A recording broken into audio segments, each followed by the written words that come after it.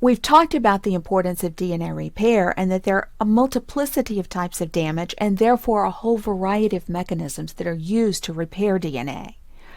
But there's one type of damage that is especially serious, and it challenges the ability to preserve the integrity of DNA, to preserve the sequence, and that is double-stranded breaks.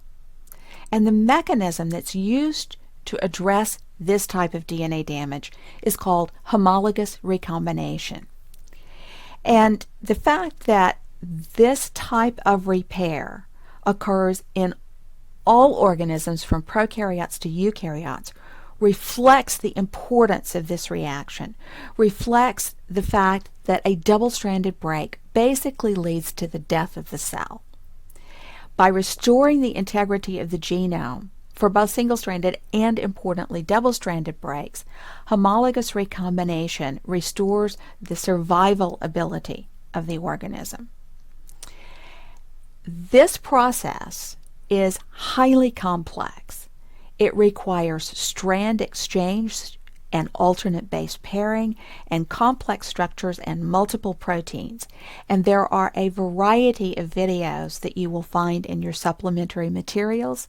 Because it is complex, we're not going to try to learn the mechanism in this course, but I encourage you to look at the supplementary materials to understand how this occurs. In the end, it is a flexible process that is able to overcome a replication error where there is a break. You can repair single-stranded breaks. You can repair double-stranded breaks using this mechanism. All living cells have homologous recombination because if you break the DNA, you have broken the information that is necessary for the cell to survive. But there are other ways in which DNA can get broken, and one of those involves transposition of DNA sequences. This engages recombination of sequences that are not homologous. And this process is catalyzed by proteins that are encoded by a system called transposons that are found frequently in DNAs. These are used to move specific DNA within a genome. And these were discovered by Barbara McClintock and Mays.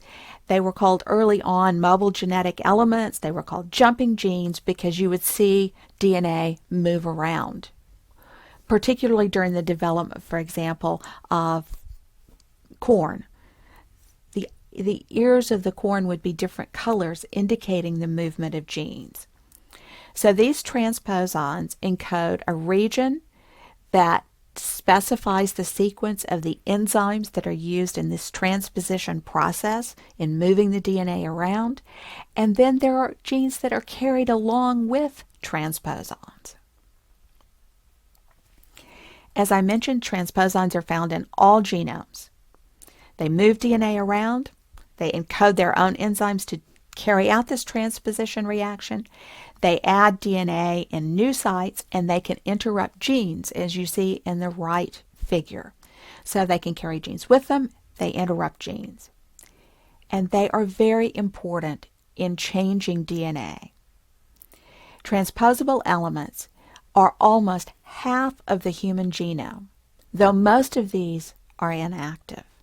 But occasionally they do get activated, and when they do, they can cause disruption in cellular function and therefore disruption in organismal function.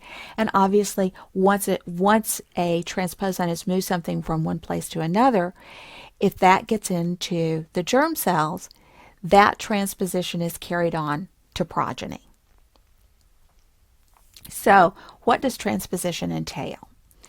Well, the transposable element is the blue part here called the transposon, and it gets copied and it gets inserted somewhere else where there's now another copy of the transposable element, although we'll see it can either take itself out and move it or it can copy itself. But once you interrupt a gene, that gene may no longer be functional, and so you can change the genetic makeup and therefore the protein makeup of a specific cell where a transposon activates.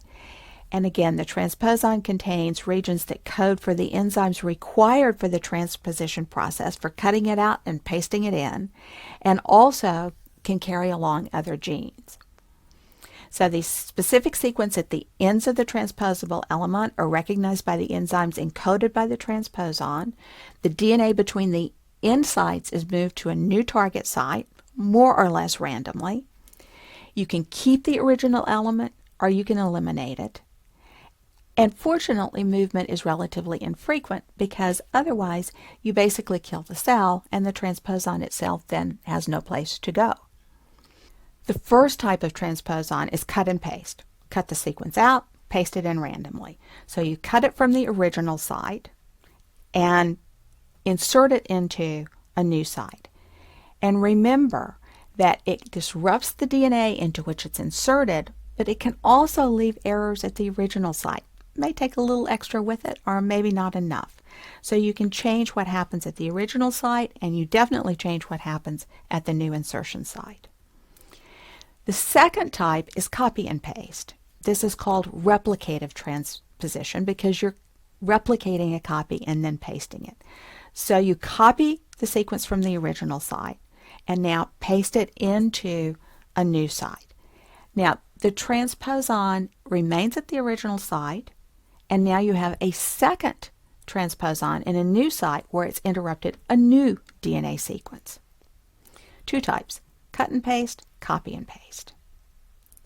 And it turns out that transposable elements vary across different species, and there are multiple types beyond even the two that we have discussed. And transposons are different even between closely related species, between ape and human.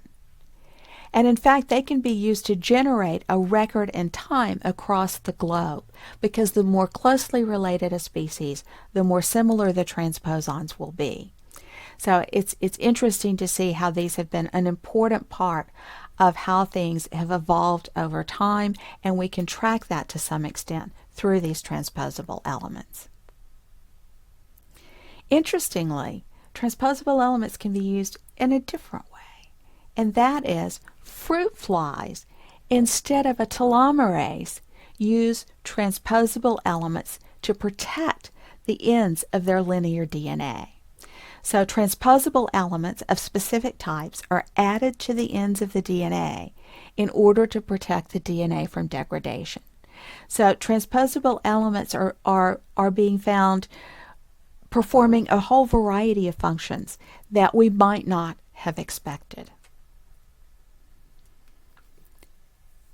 If you reflect, what positive impact can you imagine for transposons? It seems like they would be pretty disruptive.